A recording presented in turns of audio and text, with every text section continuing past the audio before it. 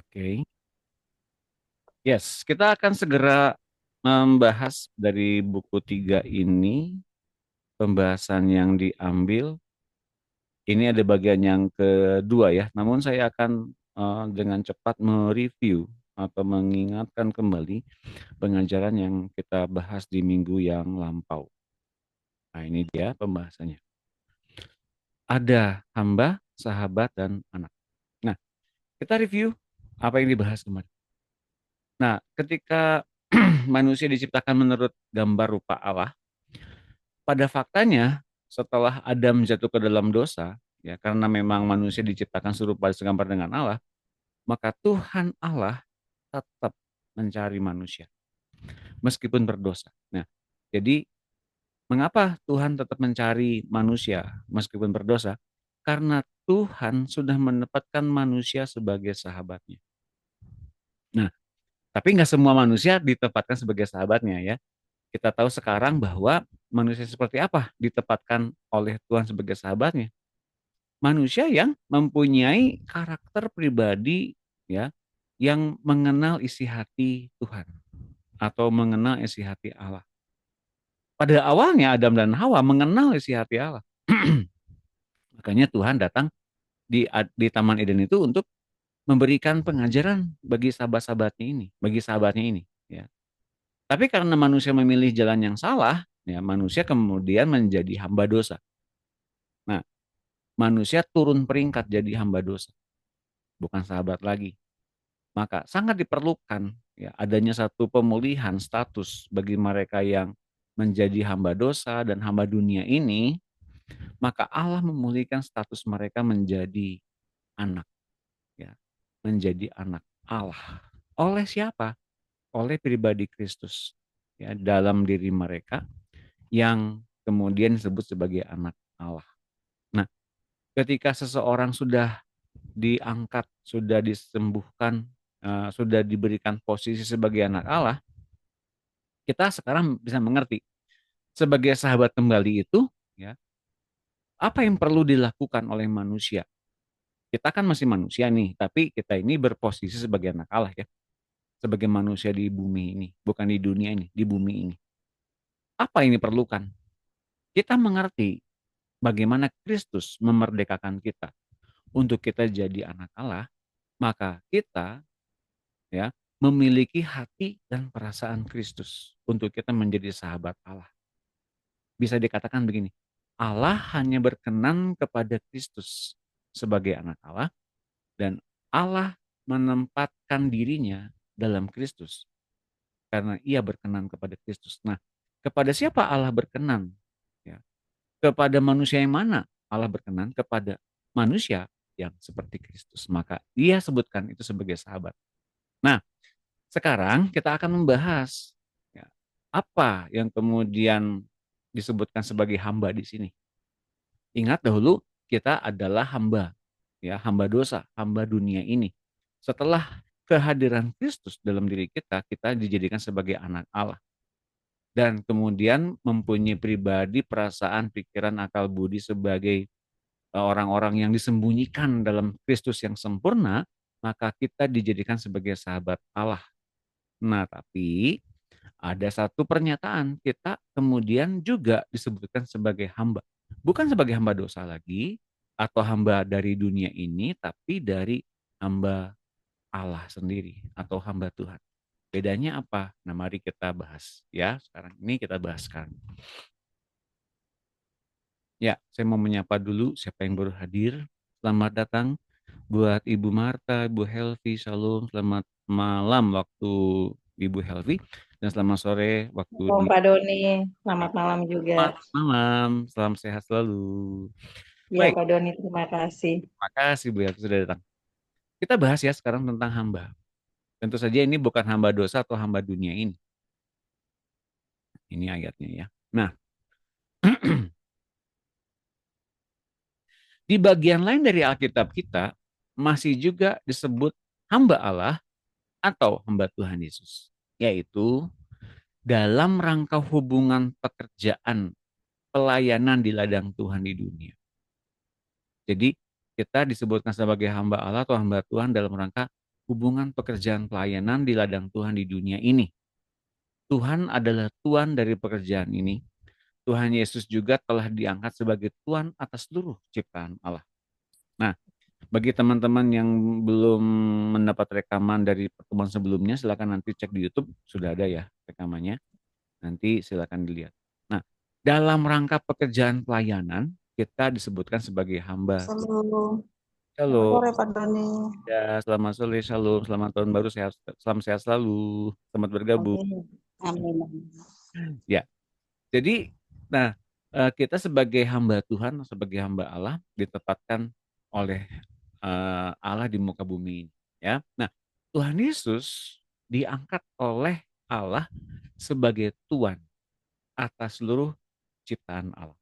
Kita nggak usah bingung tentang yang begini-begini ya. Secara konteksnya memang seperti itu.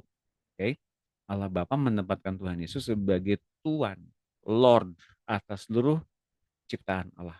Yang menciptakan siapa sebetulnya? Allah, betul.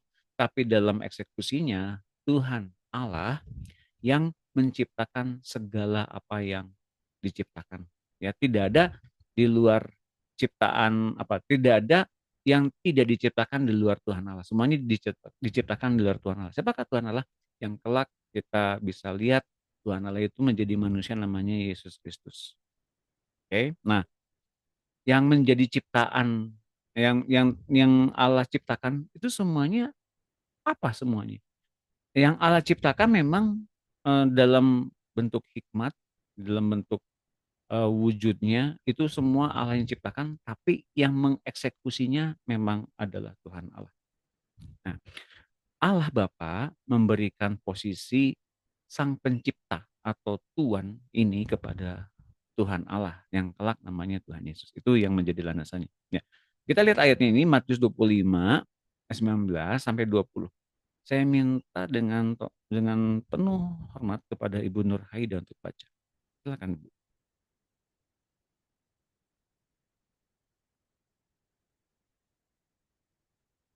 Ya, ada Bu Nur Haida? Kalau belum, siap, silakan. Oh ya, ada. Terima kasih. Matius 25, 19 sampai 20.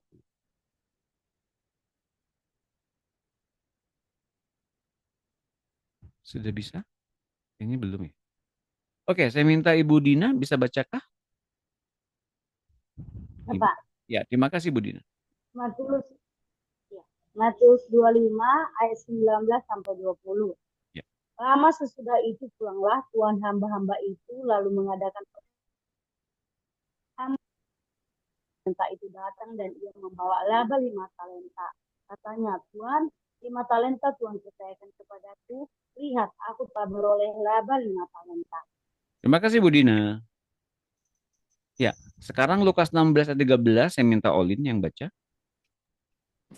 Lukas 16 ayat 13, seorang hamba tidak dapat mengabdi kepada dua tuan, karena jika demikian ia akan membenci yang seorang dan mengasihi yang lain, atau ia akan setia kepada seorang dan tidak mengindahkan yang lain. Kamu tidak dapat mengabdi kepada Allah dan kepada Mammon. Ya, terima kasih Olin.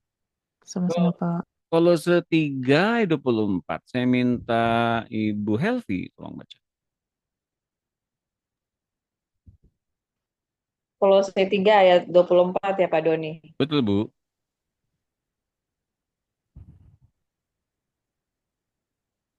Kamu tahu bahwa dari Tuhanlah kamu akan menerima bagian yang ditentukan bagimu sebagai upah Kristus adalah Tuhan dan kamu hambanya. Terima kasih Bu Helvi. Ya, terima kasih juga Pak Doni. Kisah 2 ayat 36.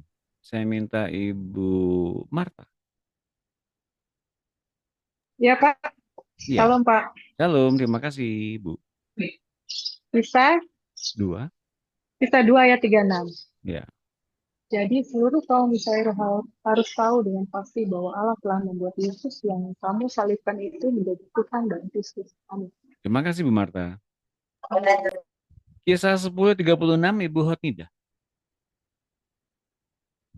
Bisa minta tolong baca. Ya Pak, Terima kasih. Kisah Kisah 10 ayat 36 itulah firman yang ia suruh sampaikan kepada orang-orang Israel, yaitu firman yang memberitakan damai sejahtera oleh Yesus Kristus yang adalah Tuhan dari semua orang. Ya, Amin. terima kasih Bu Nida. Mari kita bahas ya.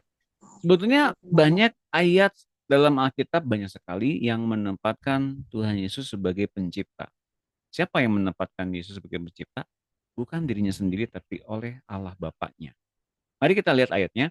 Matius 25 ayat 19, 20 ini ngomongin soal bagaimana seorang tuan yang memberikan kesempatan kepada hamba-hambanya untuk memperniagakan talenta yang ia percayakan. Oke. Nah, hamba-hamba itu mengadakan perhitungan dengan mereka. Ulanglah Tuhan, hamba-hamba itu mengadakan perhitungan dengan mereka. Hamba yang menerima 5 talenta itu datang dan ia membawa laba 5 talenta. Katanya, Tuhan, Tuhan ya, Lord ya. Tuhan itu yang mempunyai apa? Mempunyai otoritas kehendak atas hamba-hambanya. Tuhan. Ini kan Tuhan bukan bukan bukan apa namanya? Ini ngomongin soal penguasa di bumi ini yang punya pekerjaan-pekerjaan dalam rangka memperniagakan talenta. Talenta bukan bakat sebetulnya, tapi ini adalah satu mata uang. Tuan 5 talenta Tuan percayakan kepadaku, lihat aku telah beroleh laba 5 talenta.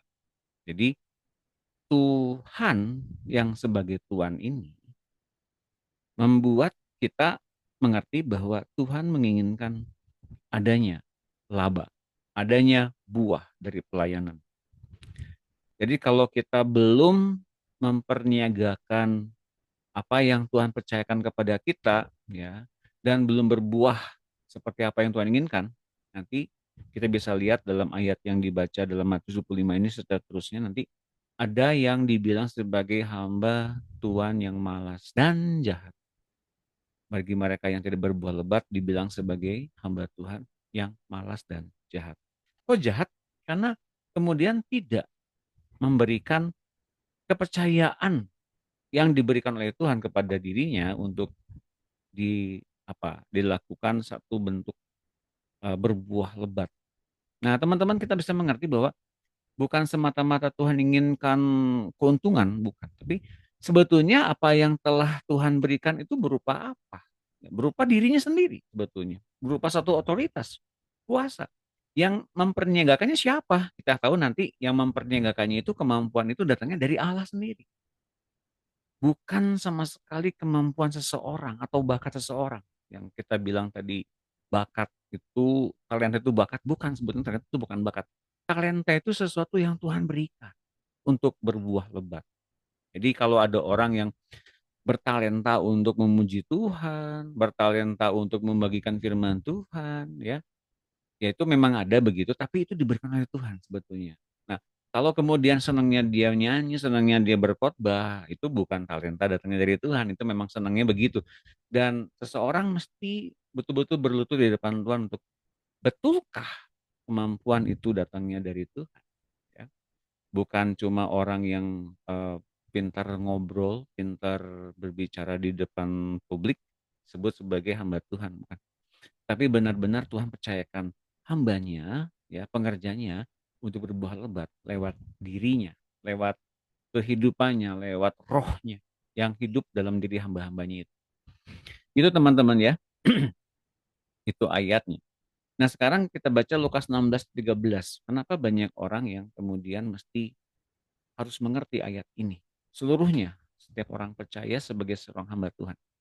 Karena kalau kita mengabdi kepada dua Tuhan, ya, dua Tuhan, sorry, mengabdi kepada dua Tuhan, yang satu Tuhan, yang satu misalnya Tuhan atas dunia ini punya Tuhan juga kan ya.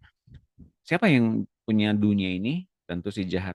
Meskipun kemudian seluruh kuasanya ditaklukkan oleh Tuhan Yesus, tapi orang-orang dunia masih takluk kepada si jahat. Nah, kalau kemudian adanya dua Tuhan ini berbicara soal adanya kerajaan Allah dan adanya kerajaan dunia ini, kita nggak bisa mengabdi kepada kerajaan Allah dan tuannya, sekaligus mengabdi juga kepada dunia ini dan tuannya. Saya nggak ngobrolin soal berarti semua orang Kristen mesti menjadi full timer, Pak. Enggak harus.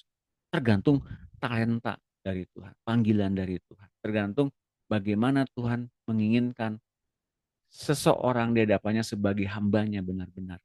Maka kemudian dia bisa mengasihi Tuhan yang punya kerajaan Allah.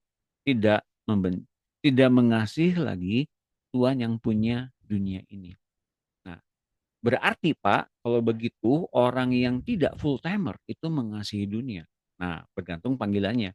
Di dunia ini kan ada perdagangan, ada jasa, ada bagaimana orang ini bekerja mengupayakan seluruh kapasitas yang Tuhan berikan kepada dia di rumah tangga, keluarganya, pekerjaannya, wira swasta dan sebagainya. Apakah betul-betul Tuhan berikan untuk dia berbuah lebat di dunia ini lewat kerajaan Allah yang dipercayakan di dalam kehidupan? Dalam arti gini, perdaganganmu mesti memuliakan Tuhan. Kehidupanmu sebagai wira swasta mesti memuliakan Tuhan. Caranya bagaimana? Nah, tinggal kita bisa mengerti bersama-sama dengan Tuhan bagaimana tetap berbuah lebat di marketplace. Tentu kita harus benar-benar mengerti, memahami bagaimana dunia ini dengan penuh jeratnya, kita bisa lepas dari situ untuk kemudian kita tetap jadi hamba Tuhan dan berbuah lebat di dunia ini. Ya, hanya jika kita punya talenta ini, kepercayaan ini yang datangnya dari Tuhan. Karena kita tidak dapat mengabdi kepada Allah sekaligus juga kepada Mammon. Oke, teman-teman ya. Dalam Kolose 3:24. Nah, ini juga ternyata kita bisa mengerti bahwa kita ini adalah hamba dari Kristus. Ya. Kristus adalah Tuhan dan kamu adalah hambanya.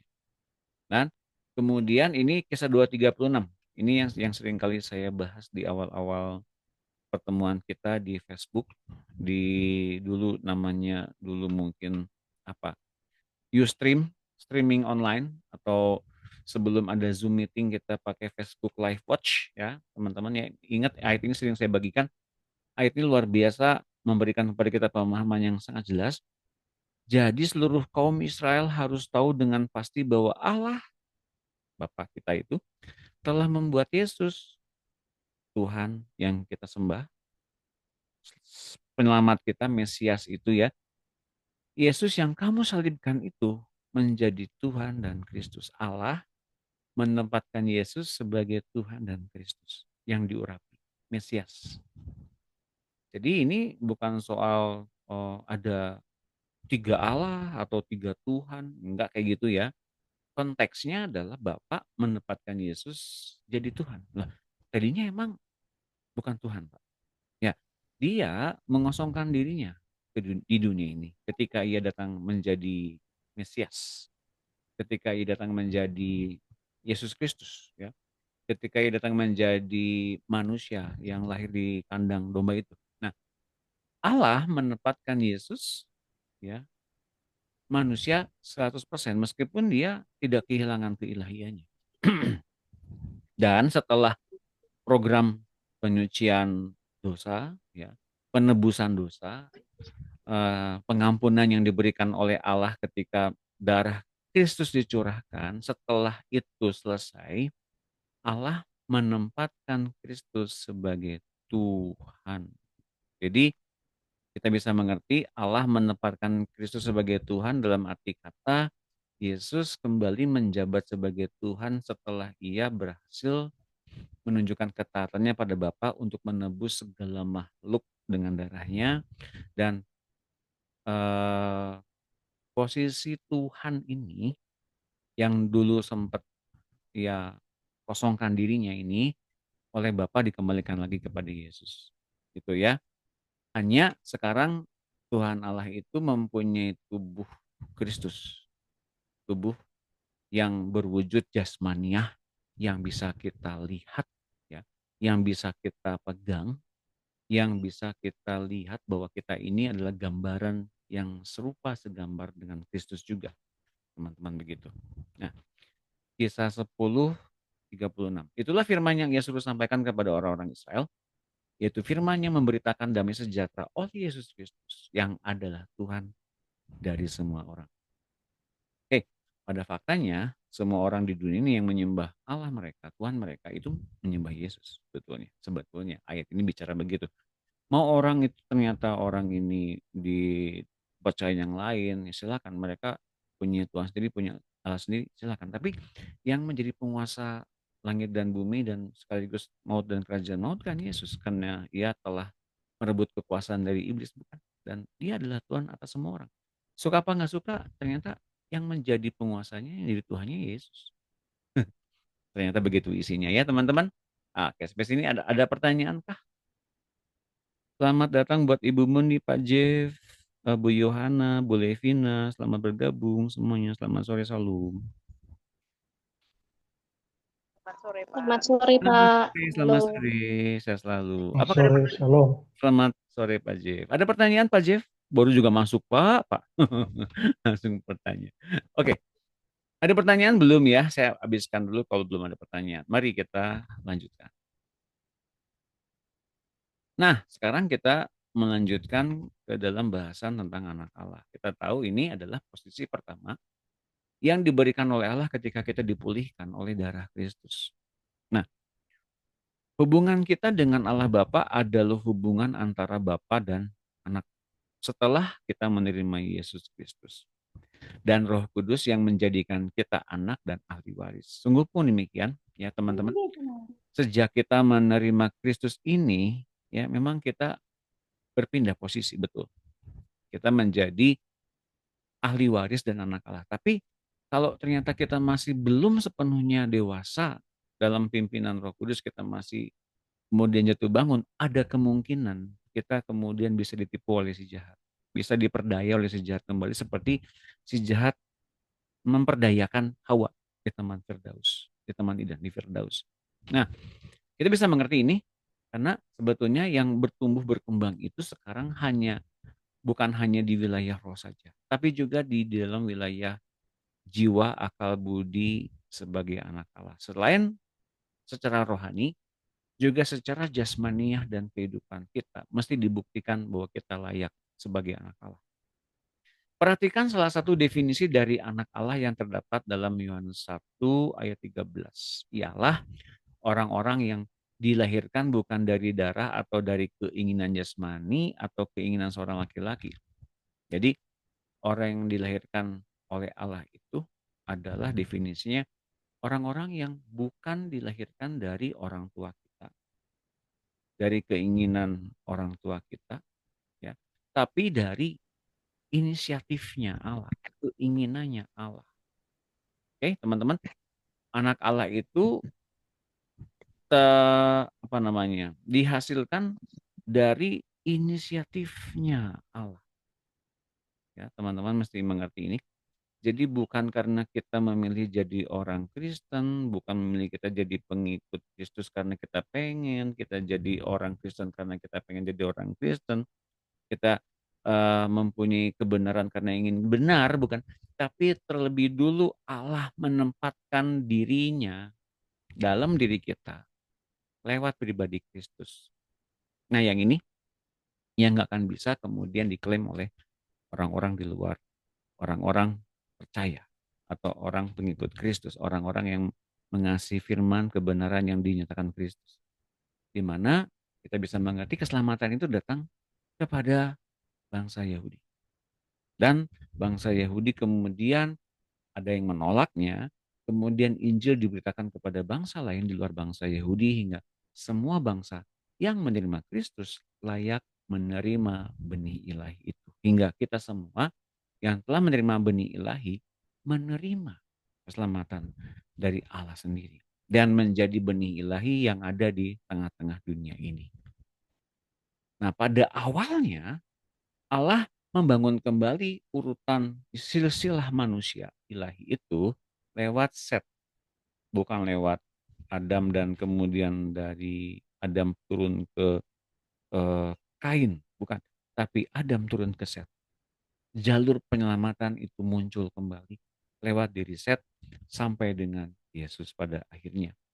Dan ketika orang-orang Israel mengemban misi ini untuk menjadi pengabar Injil, mereka menolak, Kemudian Injil datang kepada bangsa-bangsa lain oleh murid-murid Tuhan Yesus. Dan kemudian kitalah yang menerima objek kasih Allah itu, penyelamatan Allah itu, untuk menjadi harta kesayangan Allah pribadi. Untuk memberitakan kebaikan Allah bagi semua makhluk. Nah ini teman-teman mesti mengerti. Kita ini adalah berbeda dengan dunia. Berbeda dengan orang-orang dunia pada umumnya. Kita ini adalah orang-orang yang memiliki hatinya Allah. Kerinduannya Allah. Oke? Dengarkanlah ia, maka kita beroleh hidup. Hidupnya, pikirannya, dan kerinduannya. Nah, nggak semua orang mendapatkan memang. Nah, ini mari kita lihat, perhatikan definisi dalam Yunus 1:13, bukan orang yang dilahirkan dari keinginan jasmani atau keinginan laki-laki. Ini berbicara tentang nyawa yang kedagingan, yang bertentangan dengan keinginan Allah. Jadi, sesuatu yang daging itu nggak mungkin bisa menyenangkan Allah. Makanya perlu ditiadakan.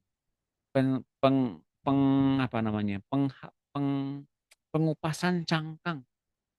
Nyawa yang membungkus rohani seseorang. Nah, ini perlu dibongkar. Nyawa itu ada dalam daging manusia. Yang kedagingan ini yang sukar dibongkar karena nyawa ini sudah menyatu dengan daging sekian lama.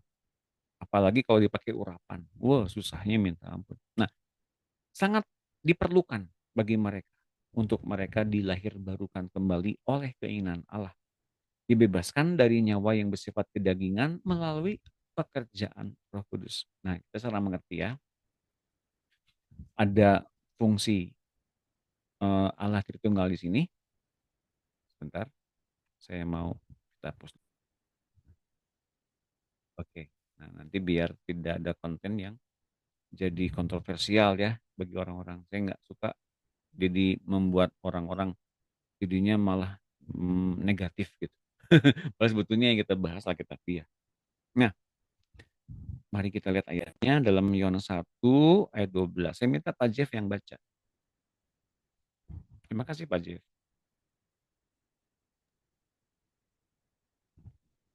Yohanes 1 Yohanes 1 ayat 12. Tetapi semua orang yang menerimanya diberinya kuasa supaya menjadi anak-anak Allah, yaitu mereka yang percaya dalam namanya. Orang-orang yang dilahirkan bukan dari darah atau dari daging, dari darah atau dari keinginan jasmani, bukan pula keinginan seorang laki-laki, melainkan dari Allah. Ya, makasih Pak Jeff. Makasih Pak Jeff. Jadi kita bisa melihat ini bahwa ini adalah inisiatif Allah untuk kita bertobat dan kita menemukan Kristus. Jadi pertobatan itu datangnya dari Allah. Ya. Bukan dari seseorang. Bukan dari orang itu sendiri untuk pengen bertobat gitu. Enggak. Mengapa? Ingin mengenal siapa Allah. Bapaknya. Secara rohani, kok rasanya ada yang kurang ya? Kok kurang kasih sayang ya? Kok kurang diperhatikan ya? Kenapa ya? Karena sisi kebapaannya bukan akhirnya seseorang yang perempuan jadi laki-laki gitu, enggak. Karena sisi dari bapaknya dia nggak ada yang lindungin, nggak ada yang ngasihin, nggak ada yang merawat, membina, memperhatikan. Bapak jasmani mungkin kita bisa menginginkan bapak jasmaninya pengennya yang begini-begini, tapi kan kita nggak bisa begitu. Dilahirkan di tengah-tengah keluarga, misalnya tidak lengkap gitu ya. Tapi kan kita nggak bisa milih pengen yang lengkap gitu, nggak bisa. Makanya selalu dalam sisi rohani manusia selalu ada yang kurang tentang kebapaan atau bahkan keibuan. Kurang kasih sayang dari mama, kurang kasih sayang kurang dari saudara-saudaranya. Jadi itu melibatkan siapa sebetulnya? Semua pribadi Allah Bapa, pribadi Roh Kudus dan Tuhan Yesus. Nah, kalau kita sekarang mengenal hal ini dengan sesungguh-sungguhnya, sejelas-jelasnya, sedalam-dalamnya, kita pada akhirnya mengerti banyak manusia yang akhirnya belum mengenal siapa Tuhan Yesus, siapa Allah Bapa, bahkan siapa Roh Kudus, padahal mereka sudah Kristen sudah lama. Kenapa? Karena mereka mempunyai inisiatif yang lebih dulu daripada Sang Bapa. Ya, bayangkan kalau kita baca ayat ini, orang yang menerima Kristus diberi oleh Allah kuasa untuk jadi anak Allah. Datangnya dari mana? Dari Allah sendiri. Inisiatifnya datang dari Allah. Percaya dalam namanya dari Allah juga. Percaya kepada Yesus tuh Allah yang mengerjakannya. Allah menundukkan orang itu di bawah kaki Kristus untuk akhirnya menerima Kristus sebagai juru selamat. Orang yang dilahirkan bukan dari darah atau daging dari mamahnya, dari rahim ibunya, tapi orang yang kemudian dilahirkan kembali dari Allah. Nah, ini dia. Jadi saya mau bilang dengan jelas bahwa dalam ayat ini penyelamatan yang datangnya dari Allah sendiri berlaku kepada segenap makhluk, segenap manusia. Ketika manusia itu direkam di dalam rahim ibunya. Tapi terlepas dari orang itu mau nerima apa tidak, itu terserah dari orang itu sendiri. Tapi ketika direkam di bumi yang paling bawah, Allah menempatkan manusia dalam kerinduannya. Nah, itu sebabnya mengapa kita mesti menghormati orang-orang yang bahkan pada hari-hari ini belum bisa bertobat. Tidak apa-apa. Biarkan waktunya Allah, waktunya Tuhan untuk menjamah mereka. Kita doakan terus agar suatu kali mereka akhirnya takluk kepada Kristus. Oke?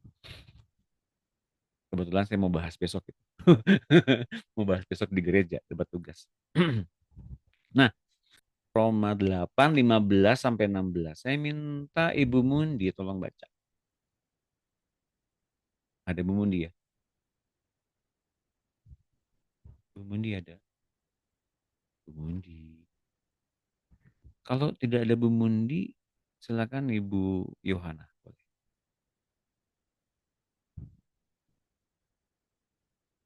Ibu Yohana ada. Iya, Pak. Terima kasih. Roma 8 ya? Betul, 15 16 ya. Ya, Roma 8 ayat 15 sampai 16.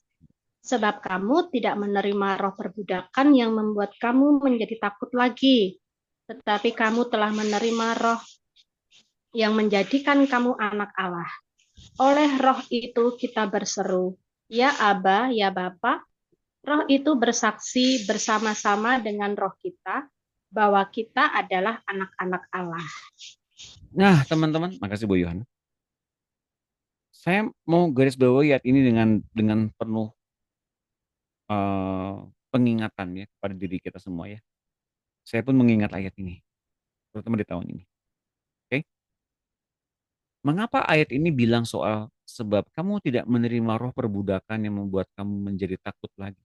Bahkan dalam ayat yang lain, kamu jadi membungkuk-bungkuk lagi karena ketakutan. Itu di BMK atau di FIH. Nanti lihat teman-teman ya. Mengapa seseorang bisa terlibat lagi kepada perbudakan dan terlibat lagi kepada roh ketakutan? Karena pada faktanya mereka belum pernah pindah kepada posisi anak Allah yang menjadikan mereka menjadi ahli waris, dan itu tidak ada lagi yang lain yang lebih tinggi dari itu, tidak ada. Tapi mungkin mereka jadi seorang yang religius, seorang yang betul-betul bisa beribadah dengan luar biasa, baik di mata orang-orang. Tapi apakah itu cukup membuat setiap orang yang demikian dibebaskan dari takut? Tentu teman-teman bilang, tidak. Selalu ada ketakutan. Kadang-kadang deh Pak, nggak selalu. Oke, tapi itulah yang namanya roh perbudakan. Sedangkan kita diberikan sonship atau roh yang menjadikan anak. Kita jadinya menjadi posisi sebagai anak. Ini kalau di cecet dulu ya, sonship ini adalah keanakan kita sebagai anak Allah. Sonship itu posisi loh. Oh, Bu Livina. Salam Bu Livina. Selamat bergabung. Sonship. Saya tulisnya di chat nih, biar teman-teman bisa melihat. Sonship. Ya, salam juga buat Bu Yunike. Salam. Sonship, keanakan atau posisi anak Allah. Sonship. Mengapa sonship ini bisa kita dengan tegas kita ini adalah anak Allah untuk mencegah kita punya roh perbudakan lagi yang membuat kita jadi takut. Kalau kita takut berarti kita nggak percaya Tuhan. Iya, kita mengesampingkan firman Tuhan. Kita tidak menghormati firman Tuhan dan pengajarannya dan kekuatan Roh Kudus yang diberikan kepada kita. Tetapi kamu telah menerima roh yang menjadikan kamu anak Allah. Ketika kita menerima roh yang menjadikan kita anak Allah, oleh roh itu, atas inisiatif dan kekuatan yang datangnya dari roh itu, perhatikan, kita berseru, ya Aba, ya Bapa. Tidak ada kepercayaan yang di dunia ini menyebut Allah itu sebagai Bapa, tidak selain orang Kristen. Kenapa? Karena Yesus membangun sonship. Karena Yesus membangun sonship. Tidak ada dalam kaidah agama lain. Tidak ada. Itu setelah orang-orang bilang kan kita punya cara sendiri. Ya silakan. Tapi sesungguhnya yang dibangun oleh Allah itu apa? Anak, ahli waris, bukan budak yang meminta-minta pertolongan. Bukan budak yang meminta-minta keselamatan. Jadi keselamatan itu adalah satu hal yang pasti. Udah selamat kok. Jelas ya teman-teman ya. Di situ konteksnya kita mesti tahu. Sudah pasti selamat. Ngapain harus diperjuangkan lagi? Dipertahankan ya. Tapi lihat. Ketika kita menjabat sebagai anak Allah dengan ahli waris. Kita tidak. Kalau kita tidak memperhatikan pertumbuhan iman kita. Kita jatuh kepada perbudakan lagi dan takut lagi. Itu yang menjadikan kita bukan jadi anak Allah. Tapi kita menjadi hamba dunia ini. Teman-teman begitu ya. Nah. Sekarang kita bisa mengerti bahwa oleh kekuatan Roh Kudus kita bisa bilang kepada Allah di surga itu sebagai Bapa. Dan kita juga oleh Roh itu bersama-sama dengan Kristus menjadikan kita juga sebagai anak-anak Allah. Yang nggak usah takut lagi. Kalau nggak takut lagi itu nggak mungkin ya. Pasti ada takutnya kan. Tapi gak usah takut itu beda loh. Itu pilihan. Mau takut apa enggak itu pilihan kita. Mau takut lagi enggak? Mau sih Pak, tapi nah itu kan. Nah itu karena kita lebih percaya kepada diri kita sendiri. Bukan percaya kepada Tuhan Yesus dan Roh Kudus dan kekuatannya. Jadi itu berupa apa? Pilihan. Mau atau tidak dalam posisi anak Allah. Tetap ya dalam persekutuan dengan roh dan roh. Roh kita dan roh Kristus dan Roh Kudus. Kita memanggil Bapa kepada Allah yang di surga itu. Yang menjadikan kita anaknya. Nggak usah takut lagi. Ya teman-temannya nggak usah takut lagi. Nah berikutnya. Matius 5 ayat 9. Silakan dibaca oleh Bu Yunike. Bu Yunike ada? Masih ada ya Bu Yunike? Terima kasih Pak Doni. Terima kasih. Matius 5 ayat 9 ya Pak. Betul. Berbahagialah orang yang menerima, membawa damai karena mereka akan disebut anak-anak Allah. Terima Amin. kasih Bu Yunike. Sama Pak Doni. Nah artinya damai ini apa? Kristus yang membawa damai di dunia ini. Siapa yang didamaikan? Semua makhluk diperdamaikan. Yang mempunyai intelijensia diperdamaikan. Untuk dibawa kepada Allah kembali. Itu Kristus. Kalau kita mempunyai Kristus di hati kita, kita pun akan disebut sebagai anak-anak Allah pembawa damai. Oke teman-teman ya.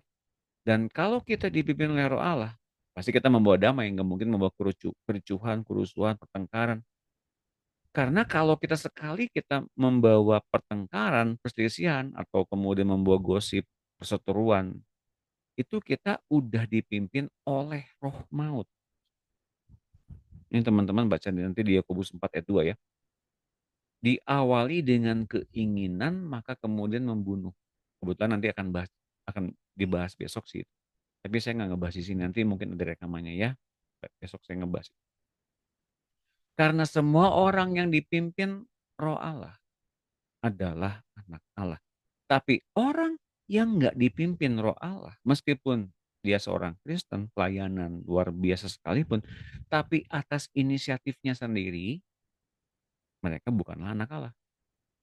Tidak lain dan tidak bukan, mereka hanyalah sebagai manusia yang tunduk kepada roh dunia ini dan roh perbudakan lagi, hingga gampang takut lagi.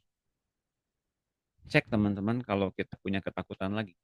Opsi datangnya ketakutan itu datangnya dari hati kita dan pikiran kita. Opsi untuk kemudian keluar dari takut itu datangnya dari Roh Kudus dan Roh Tuhan yang menjadikan kita anak Allah. Caranya gimana agar kita tidak tinggal tetap dalam perbudakan? Panggil dia Bapa. Berdoa. Apa yang Allah sediakan? Apa? Hikmat, pengertian, pengetahuan, pewahyuan, dan isi hatinya. Apa yang perlu kita tahu?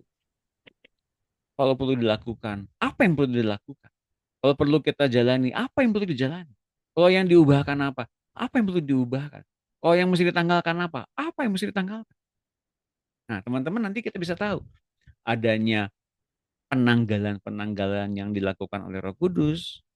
Kita akhirnya bisa mengerti juga apa yang dilakukan oleh Roh Kudus setelah penanggalan terjadi, terutama kedagingan nyawa kita ya. Kemudian dia akan memberikan kepada kita hidup Kristus. Nah, ini yang menjadi landasannya teman-teman. Please dengerin. Tuhan Yesus menawarkan dirinya, rohnya, tubuhnya, darah. Untuk apa? Untuk ia bisa hidup sepenuhnya di dalam tubuh jasmania kita. Secara sah kita bisa memperolehnya lewat apa? Perjamuan, makan roti dan anggur. Yang adalah tubuh dan darah Kristus. Tapi bukan cuma perjamuan aja. Yang paling tinggi tingkatannya adalah mendengarkan remanya Tuhan. Dan itu urapan terbesarnya. Bukan didoakan oleh siapapun, hamba Tuhan. Yang manapun. Bukan. Tapi urapan terbesarnya adalah datangnya dari Tuhan. Berkali-kali saya bilang ini teman-teman. Percayalah, jangan bosan. Karena pada faktanya banyak orang tergelincir di daerah ini. Bukan mendengarnya yang salah. Tapi habis dengerin tapi nggak pernah berubah. Itu yang salah. Sementara yang harus terjadi adalah ketika kita mendengar, yang bertumbuhnya apa, yang keluarnya apa, yang tertanggalnya apa. Kalau kita menemukan Kristus dan firman-Nya, yang terjadi pasti hidup itu, Kristus itu yang menempati dengan penuh dalam akal budi jiwa kita, hidup kita, dan bahkan roh kita. Sedangkan apa yang menjadi pikiran kita, ketakutan kita, kecemasan kita, nyawa kita bahkan, itu semakin tertanggalkan dari bentuk tubuh kita. Nah teman-teman, kalau kemudian kita masih takut saja, berarti saya takut dan khawatir. Firman Tuhan yang kita dengar, kita kesampaikan, dan kita abaikan. Bisa jadi demikian. Maka kita bisa mengerti bahwa sesungguhnya lawatan Tuhan terjadi atas kita karena kita memiliki ketaatan kepada Tuhan. Bukan karena banyaknya doa yang kita panjatkan saja, atau perbuatan baik yang kita lakukan, atau pelayanan yang kita lakukan, bukan. Tapi seberapa banyak firman yang ia ajarkan kepada kita, kita hidup, kita praktekkan. Dan kita mempunyai nilai kebenaran dari praktek firman itu. Bila engkau sekarang mempunyai satu pengertian seperti itu, maka kita menjadi orang-orang yang diselamatkan dari dunia yang jahat ini sepenuhnya.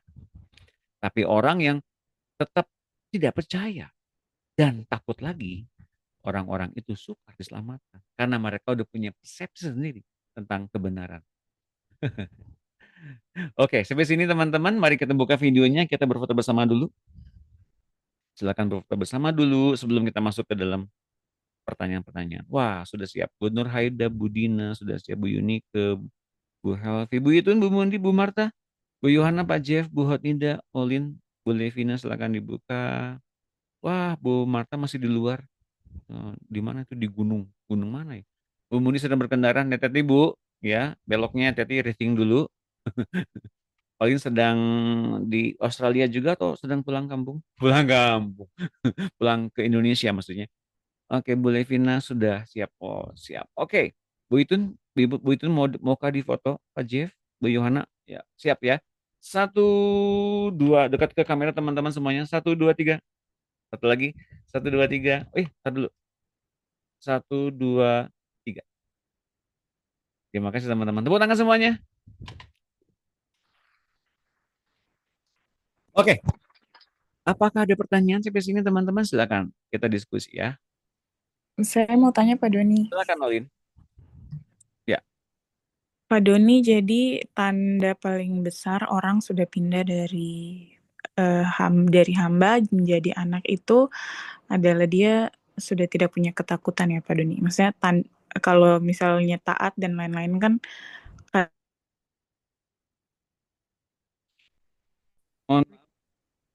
Mohon maaf Olin, tadi keputus saya ketendang sinyalnya. Silakan Olin, tolong diulang lagi. Salah satu tanda. Tanda ini Pak Doni kalau orang tuh dia sudah berpindah di hamba menjadi anak itu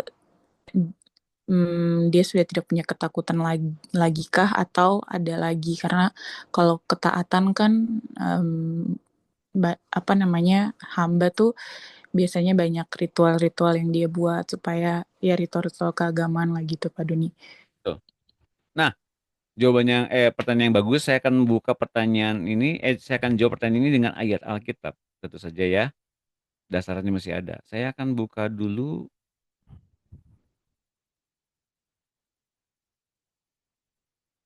Sebentar. Nah. Oke, saya mau buka ini ayat ada dalam Alkitab tentu saja. Mana nih? Ini. Oke. Kalau orang nggak punya rasa takut, itu bukan orang. Tapi bisakah kita nggak punya takut? Bisa. Tapi itu bukan datangnya dari kekuatan kita. Mesti ada dasarnya juga ya. Nah, kita baca Galatia 4 ayat 1 untuk menjawab pertanyaan Olin. Yang dimaksud ialah selama seorang ahli waris belum akil balik, artinya belum dewasa ya, belum dewasa dalam iman, sedikit pun dia tidak berbeda dengan seorang hamba. Nah, lihat ini. Sungguh pun dia adalah Tuhan dari segala sesuatu. Jadi bayangkan ini, seseorang yang diberikan surat ahli waris, seorang anak yang kelak akan memiliki ahli waris dari orang tuanya. Tapi si anak ini kan masih belum dewasa sepenuhnya, bukan? Katakanlah orang yang lahir baru itu belum sepenuhnya mengerti apa yang Allah mau. Perlu diajarin bukan oleh mentornya, bapak rohaninya, oke? Oleh persekutuan bersama-sama dalam gerejanya, misalnya begitu ya. Akhirnya seorang itu belum akil balik untuk menerima warisan penuh dari bapaknya. Belum dewasa secara rohani. Orang yang dewasa rohani tentu bisa bertanggung jawab akan setiap posisi yang Allah berikan. Nah, orang yang belum akil balik, sedikit pun ia tidak berbeda dengan seorang hamba. Nah, artinya apa? Kita bisa punya rasa yang berbeda dengan yang seharusnya Allah inginkan. Wajar karena kita manusia di dunia ini. Kita bisa melihat situasi kondisi di sekitar kita. Kita punya kecemasan, kekhawatiran itu berasal dari apa yang kita rasakan, yang kita lihat, yang kita dengar. Jadi kita ini belum akil balik. Sungguh pun orang yang belum akil balik itu ia adalah juga bersama-sama dengan Tuhan Yesus, Tuhan kecil ya, dari segala sesuatu. Nah, tapi ia berada di bawah perwalian dan pengawasan sampai pada saat yang telah ditentukan oleh Bapaknya. Artinya apa? Proses pertumbuhan itu masih diizinkan oleh Allah. Nah, sekarang pendalamannya ini, ayat yang ketiga. Demikian pula kita, selama kita belum akil balik, kita takluk juga kepada roh-roh dunia. Kita punya ketakutan, kecemasan. Posisi anak Allah dengan segala kemuliaan dan kekayaan sorga belum sepenuhnya aktif. Karena kita masih memilih untuk takut. Takluk kepada roh-roh dunia. Tapi setelah genap waktunya, maka Allah mengutus anaknya, Yesus, yang lahir dari seorang perempuan, yang takluk kepada hukum Taurat, seolah-olah ditaklukkan pada hukum Taurat ya. Ia diutus, lihat, Yesus diutus oleh Allah untuk menebus mereka yang takluk kepada hukum Taurat. Loh, bukannya kepada dosa, Pak. Bukan, kepada hukum Taurat, yang takluk kepada hukum Taurat, supaya kita diterima menjadi anak. Pak, mengapa bukan kepada dosa? Menaklukkan kita untuk kita dibebaskan dari dosa. Nah, gini, hukum Taurat ini seolah-olah yang jadi masalahnya. Padahal bukan. Yang menjadi masalahnya adalah dalam hukum Taurat ini menjabarkan apa itu dosa dan tidak berdosa.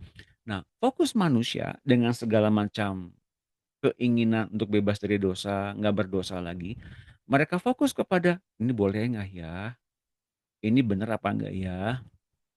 Kenapa? Karena nggak ada yang ngajarin. Siapa yang ngajarin? Bapak sendiri. Kenapa nggak dengar? Karena kan nggak ada yang menghidupkan itu semua. Makanya ketika seseorang pertama kali merindukan bagaimana akhirnya mereka bisa lolos, bisa dibebaskan dari ketakutan mereka. Yang pertama, jangan dahulu dengan seluruh ritual-ritual mereka, beribadah dengan cara mereka baik, mereka berpikir mereka selamat. Dengan cara-cara Taurat itu. Itu mereka lakukan dengan cara-cara Taurat. Mereka menghindar dosa dengan kekuatan mereka. Dengan pelayanan, dengan baca Alkitab. Apakah otomatis pindah? Belum. Nah, kalau kita kemudian menjadi seorang anak Allah yang sepenuhnya, meskipun kita belum akil balik, lihat ini. Dan karena kamu adalah anak yang dilakukan ketika kita dalam masa akil balik, kita dalam masa pertumbuhan ya, maka Allah telah menyuruh roh anaknya ke dalam hati kita yang berseru, ya Aba, ya Bapa. Jadi inisiatif anaknya itu, inisiatif Yesus yang membuat kita menjadikan diri kita tidak lagi jadi hamba. Nah, ikuti perasaan dan pikirannya Kristus itu. Jadi kamu bukan lagi hamba, melainkan anak. Jikalau kamu anak, maka kamu juga adalah ahli-ahli waris oleh Allah. Pak, cirinya gimana kalau kita jadi ahli waris, jadi anak Allah? Saya kasih tahu ya, dengan gampangnya. Kita mudah percaya kepada perkataan Tuhan Yesus. Gampangnya sih itu. Oh, gampang banget, Pak. Iya, memang seperti itu. Ingat bahwa Yesuslah yang menjadikan kita jadi anak Allah. Kalau kita gampang percaya sama Tuhan, dengan kemudian kita jadi taat 100%, gampang banget ngelakuin apa yang Tuhan inginkan. Kita jadi anak Allah. Dan kita berhak jadi ahli waris. Itu aja. Gampang kan ya, Olin ya? Wih, iya Pak Doni. Jadi jawabannya simpel sih. Sejauh mana kita percaya Yesus dan apa yang dikatakannya kita lakukan, kita jadi anak Allah. Itu aja. Simpel ya. Gimana Olin, terjawab? Terjawab Pak Doni. Amin. Puji Tuhan. Berarti apa namanya, kalau jadi anak itu masalah perjalanan saja ya Pak Doni. Maksudnya waktu dia pertama kali bertobat itu belum tentu jadi anak, ngasih pelan-pelan dulu baru bisa apa namanya jadi anak, karena namanya percaya itu kan dia butuh diproses lagi gitu ya. Yes.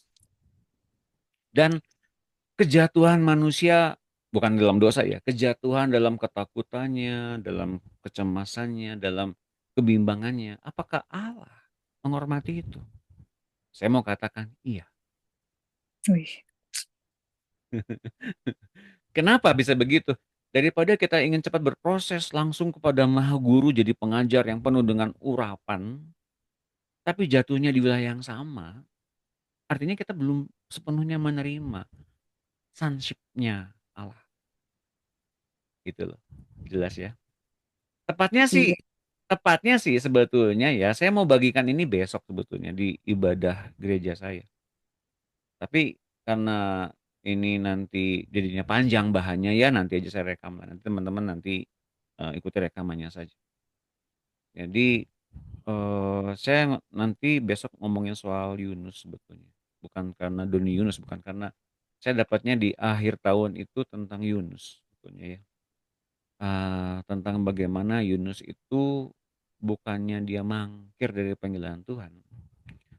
Dan kemudian Tuhan menjadikan Yunus sebagai saluran untuk mempertobatkan Niniwe, tapi sebetulnya yang Tuhan perhatikan itu adalah Yunusnya. Dia perhatikan hamba-hambanya lebih dulu. Dia perhatikan kita lebih dulu untuk jangkau orang. Orangnya gampang bertobat, Pak, tapi kitanya nggak bertobat. Gimana tuh? Nah, Tuhan perhatikan itu. Dan bahkan Tuhan mempertahankan kita meskipun kita tampaknya gampang marah, gampang ngedumel, gampang kecewa sama Tuhan. Tapi Tuhan tetap menantikan pertumbuhan-pertumbuhan dari apa yang kita perbuat. Asalkan kita benar-benar percaya proses Tuhan dalam diri kita. Itu yang saya mau bahas nanti besok. Nanti rekamannya saya buat ya besok ya. Gitu, Alin. Terjawab. Ada pertanyaan lagi?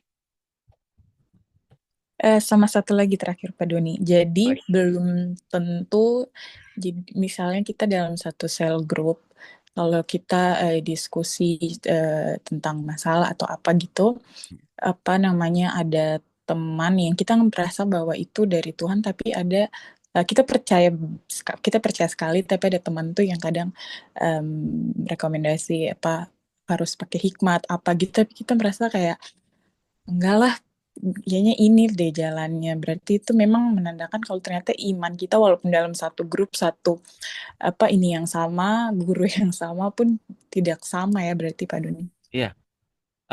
Dalam Alkitab, dalam kehidupan kita selama kita sebagai anak kan berproses juga ya untuk mencapai Iya. akhir balik ya. Tentu ada hikmat dan pengertian yang harus kita alami bersama-sama. Hikmat itu apa? Sesuatu yang kita dapatkan, tapi kita lebih dulu diproses oleh Tuhan. Baru dapat hikmat. Iya. Untuk kemudian kita beroleh kebijaksanaan. Kalau ngalamin lagi hal yang sama, kita udah tahu caranya. Itu hikmat. Iya, iya. Tapi pengertian muncul, kita nggak usah ngalamin masalahnya. Kita mendapatkan begitu saja dari Allah, isi hatinya, kemudian kita renungkan, ya juga ya benar juga tuh. Berupa satu pikiran tertentu, dan kemudian ada orang datang untuk minta doakan, pengertian itu berguna bagi mereka. Jadi kitanya nggak ngalamin masalah, tapi orang itu ngalamin masalah, kita udah punya jawabannya. Orang bilang, kamu belum mengalami apa yang saya alami. Memang enggak. Tapi kamu nggak punya pengertian untuk itu. Oh punya. Yang saya tahu kamu lakukan ini, Tuhan baik, pasti kamu diselamatkan oleh kebaikan Tuhan. Jadi kita nggak usah ngalamin masalah orang-orang yang mereka datang kepada kita dengan penuh-penuh masalah. Mereka betul punya masalah. Tapi kita yang dapat pengertian begitu, beritakan firman Tuhan saja. Itu yang menyelamatkan mereka. Dan itu yang menambah satu kebenaran yang kita dapatkan. Ternyata benar loh itu datang dari Tuhan. Dan saya sungguh diberkati lebih dulu. Gitu loh teman-teman. Gitu Olin. Oke. Baik Pak Doni. Iya. Terima kasih Olin. Oke, terima kasih Pak Doni. Thank you. Ya. Ada lagi yang lain pertanyaan silakan.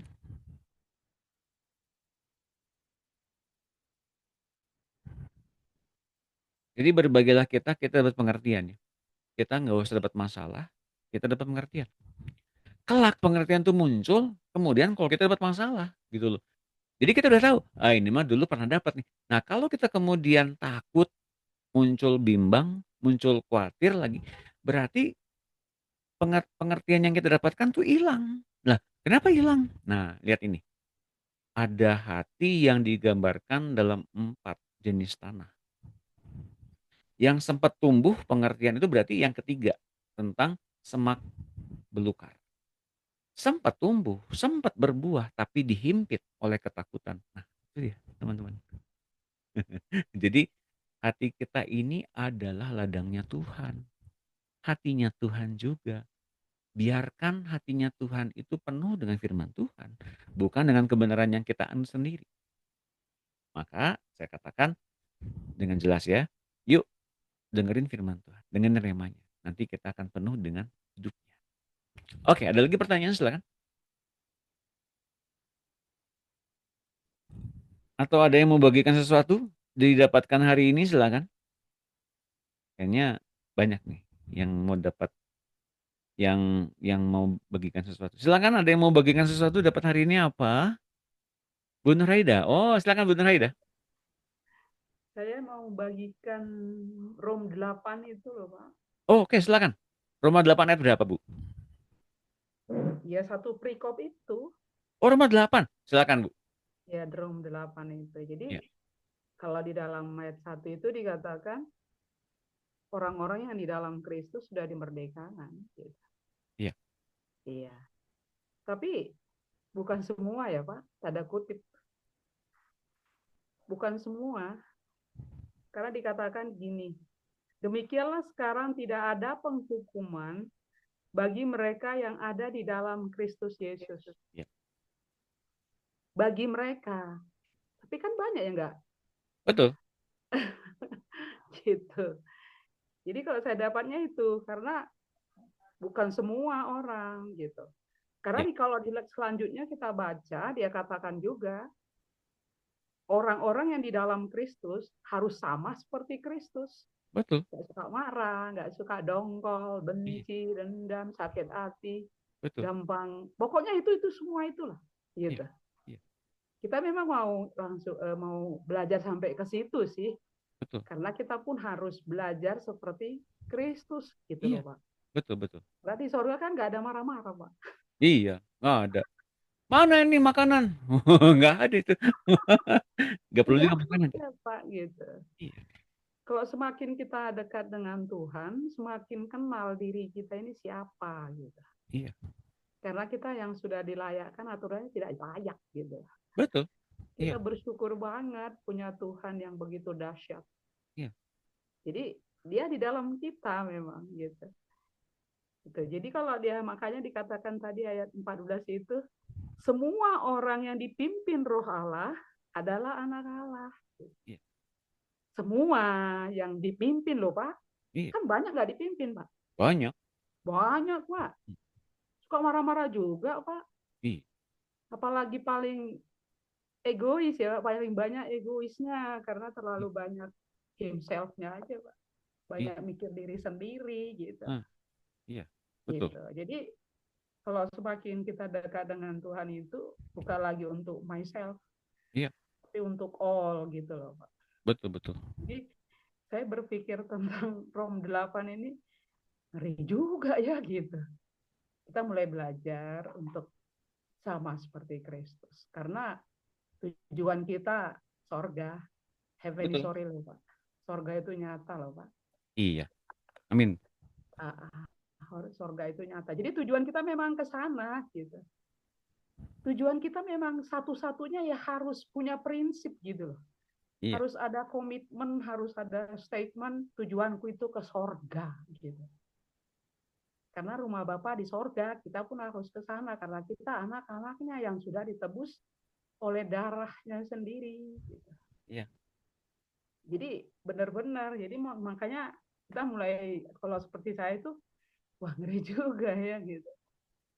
Karena kadang untuk meredam, kadang-kadang dongkol juga mulai meredam. Karena Tuhan katakan, kalau aku di dalam kau, ya harus bisa meredam. Gitu. Jadi kalau prinsipku, tubuhku adalah rumah Tuhan, dan kemanapun aku pergi, dia mengikut aku. Dan biarlah Roh Kudus yang memimpin senantiasa. Iya. Belajar, Pak, belajar. Betul. Terus. Oke. Mungkin itu aja, Pak, yang dapat saya sampaikan. Wow. Terima kasih Bu Nur Haida. Tepuk tangan buat Bu Nur Haida, diberkati sekali. Oke, jadi nggak semua ya, nggak semua orang Kristen tuh ngikutin Kristus. Pengikut Kristus banyak, betul. Tapi yang jadi kekasih Kristus yang melekat di hatinya itu sedikit. Yang dipanggil banyak, yang terpilih sedikit. Oke, teman-teman. Sebentar, ini kenapa ini hilang?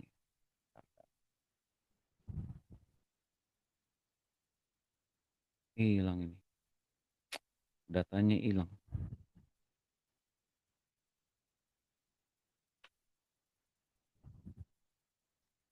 Oke, Ketutup. halo, bentar. Nah, ngomong-ngomong tadi by the way, kalau di sorga nggak ada marah-marah tuh betul. Kenapa ya? Memang ada marah-marah. Sudah berubah. Iya, Kan sudah manusia roh, Pak. betul. Emangnya manusia daging lagi sorga? Kan di bumi yang ada marah-marah, Pak. Di bumi ya. Kan kita di bumi kan diproses, Pak. Iya. Untuk bisa masuk ke rumah Bapa di sorga menanggalkan. Ya. Menanggalkan baju lama. Somehow ya, nggak tahu kenapa tiba-tiba dalam 2 pertemuan Zoom meeting, yang pertama dengan anak-anak Medan, yang hari ini pun kita ngomongin soal ini. Di sorga tuh nggak ada marah-marah. Ini yang saya mau bagikan besok. Layakkah engkau marah? Yunus ini pernah marah loh sama Tuhan. Banyak nabi-nabi Tuhan kan marah sama Tuhan ya. Ya, yang sebut dengan nabi kan sebetulnya mereka yang diutus oleh Tuhan dalam rangka bagaimana mengabarkan isi hati Tuhan. Dan Tuhan mengkhususkan nabi-nabi ini dari kalangan orang Israel, nggak ada di luar yang lain. Oke. Bahkan Bileam tuh bukan seorang nabi Israel sebetulnya. Tapi kenapa disebut nabi? Ya karena dia akhirnya mendapatkan firman Tuhan untuk tidak mengutuk bangsa Israel. Nah, tapi luar biasanya Yunus ingin mati dan kemudian Yunus marah karena perkara-perkara yang membuat dia tadinya bahagia jadi nggak bahagia, itu jadinya marah. Kok bisa begitu? Nah, nanti rekamannya tunggu ya. Kenapa kok bisa Yunus marah sama Tuhan? Perkara kebahagiaan tuh penting, teman-teman. Penting banget untuk dipelajari. Bahagia tuh bagian dari proses pematangan sebetulnya. Juga duka cita, kesedihan, penderitaan, sikap dan situasi, kondisi yang tidak menyenangkan tuh juga bagian dari pematangan rohani seseorang. Tapi saya katakan dengan jelas ya, jangan bergantung dari itu semua. Kalau kita diberikan kebahagiaan, nikmati selagi bisa. Kalau kita diberikan duka cita, pujilah Tuhan. Mengapa? Kalau kita akan menemukan satu sinergi. Untuk apa kita diberikan kebahagiaan dan untuk apa kita diberikan penderitaan atau sesuatu yang negatif. Untuk apa? Apakah Tuhan izinkan terjadi? Enggak. Tuhan nggak izinkan terjadi itu semua sebetulnya. Dia ingin mencobai kita, menguji kita, bahkan tidak. Sebetulnya yang inginkan begitu. Kenapa? Karena ia tahu kita ini debu. Kita ini gampang goyah. Makanya kita diperkuat oleh Roh Kudus. Tapi mengapa kemudian izinkan terjadinya kita dicobai, diizinkan kita kemudian diuji? Kenapa? Sesungguhnya yang terjadi adalah itu kesalahan langkah-langkah kita. Maka kemudian kita memilih untuk lebih banyak lagi diproses. Coba kalau lebih taat, akan semakin sedikit diproses. Kenapa? Karena ia berikan kepada kita jalan keluar. Agar kamu dapat menanggung semuanya itu. Luar biasa. Nanti deh rekamannya nanti kalau besok jadi ada rekaman saya akan bagikan ya teman-teman di FFG ini. Oke, ada pertanyaan lagi atau ada mau bagikan sesuatu lagi boleh silakan. Terima kasih Bu. Pak Jeff, silakan Pak Jeff ya. Bagikan sesuatu, bagian firman. Itu saya tadi tertarik tentang itu yang Bapak bilang seakan-akan hukum Taurat tuh disalahkan gitu. Ya. Karena saya juga baca di 1 Korintus 15 ayat 5-6 ya. Seingat maut ialah dosa dan kuasa dosa ialah hukum Taurat. Betul. Jadi kadang-kadang kita berpikir bahwa seakan-akan hukum Taurat kayak gimana ya? Dipersalahkan gitu loh maksudnya. Tapi karena justru hukum Taurat itu kita kan mengenal dosa, makanya betul. Dari situ kita bisa tahu bahwa justru karena pertolongan hukum Taurat itu kita bisa tahu bahwa ada dosa gitu loh. Karena kalau tidak ada hukum Taurat kan kita anggap aja buta gitu loh, bikin dosa tapi kita nggak tahu ini dosa gitu. Betul. Itu kan maksudnya Soalnya kadang-kadang kalau orang yang kadang-kadang saya dulu waktu awal baca sih, saya nggak ngerti sih, karena kan hukum Taurat ini salah gitu loh. Iya. Iya, jadi itu yang saya tertarik ke situ, makanya saya ingat ayat ini waktu Pak Doni bilang, seakan-akan hukum Taurat itu Salahin. sepertinya disalahin gitu, makanya saya ingat ayat ini gitu. Makanya saya pingin Pak Doni jelaskan lebih ini. Oke, Gini, makasih Pak. makasih Pak Jeff. Pak Jeff ini diutus oleh Tuhan nih untuk ngomong ini sebetulnya. Gini, saya mau jelasin ini lebih gampang aja ya. Ini straight to the point aja. Gini, pada awalnya manusia di Taman Eden, di Firdaus, itu nggak ada hukum awalnya. Ini dinyatakan tentang kasih Tuhan, firman Tuhan, pengajaran Tuhan untuk jadi penguasa di taman itu. Yang kelak nanti akan menjadi penguasa di bumi ini sebetulnya. Itu ya, tujuan Tuhan kan gitu. Jadi nggak ada hukum. Hukumnya cuma apa? Jangan kamu makan buah pohon dari pohon ini. Pohon pengatur baik dan jahat. Selebihnya Tuhan ajarin Adam dan Hawa tentang isi hatinya. Jadi sahabat kan gitu. Tiba-tiba kemudian dia pilih jalan itu, ya yang dilarang itu, kan itu jadinya satu bentuk pelanggaran. Yang kemudian manusia setelah Adam tuh banyak yang melanggar gitu loh. Melanggar apa? Ya di antaranya melanggar tentang apa yang menjadi kerinduan Allah.